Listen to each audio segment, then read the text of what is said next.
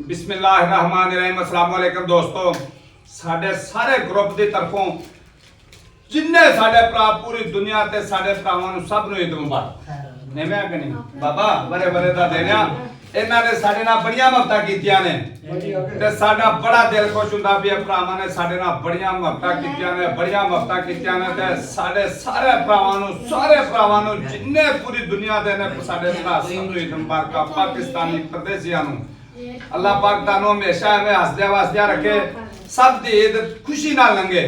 अल्लाह मियां बीमारां नूं तंदुरुस्ती देवे, हर परेशानी तो बचावे। यार परेशानियां जिंदगी दे नाल नाल आ अल्लाह आमीन। ते असा आख्या भरावां नूं एक पैगाम साडी अल्लाह दे दिए भी भरावां नूं ईद मुबारक दे दिए। इन्हां ने साडे नाल बड़ी मोहब्बत कीती है, साडे भरा नाराज ना होण। यार इन्हां ने सानू पुछया दस्सिया नहींगा ते कईयां भरावां दे बड़े मैसेज भी आउण डे आ ईद मुबारक दे ते असां भी सारे भरावां नूं मैसेज भी कीते ते फिर तुहानूं पैगाम भी देण लगे भी साडे अल्लों बड़े दिल दी गहराइयां दे नाल तुहानूं ईद मुबारकां।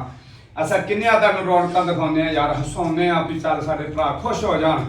जिंदगी चार दिन दी है बाबा, कोई पता नहीं साडे विच कोई अगले साल होवे कि ना होवे। ऐसी च ना ते मौत वेंदी, ना उम्र वेंदी आ ते ना बुढ़ापा वेंदी आ। मौत बरहक के कबर शक के की पता अगले साल असां होना कि नहीं होना। ते साडियां भरा गल्लां ते याद रखण यार, मरना ते सब ने आ। दुआ करया करो भी अल्लाह पाक मौत जिहड़ी आ नेक देवे। नेक मौत है ओदा ही मजा। ते जे बंदा मौत ही बंदे नूं चंगी ना आवे ते जिंदगी दा फिर कोई मजा नहीं।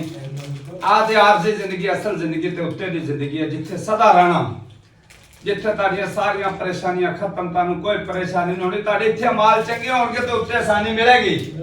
इत्थे माल साडे चंगे ना हो तो उत्ते सानू चंगी थां कित्थों मिलनी है। पहले तो सानू कब्र च बड़े डंडे पैने हैं, कब्र ने सानू पी देना है। हमें आंदे पसलियां ना पसलियां जोड़ देंदी कब्र ओने जोड़ देना ने पसलियां। यार दुआ करया करो अल्लाह पाक हर मुसलमान नू हिदायत देवे।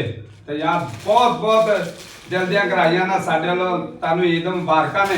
ते यार की पता अगले साल होना कि नहीं। सारे भरा चंगा कमेंट करो ते चंगा ही जवाब दियो। लव यू हो गया। पाकिस्तान जिंदाबाद।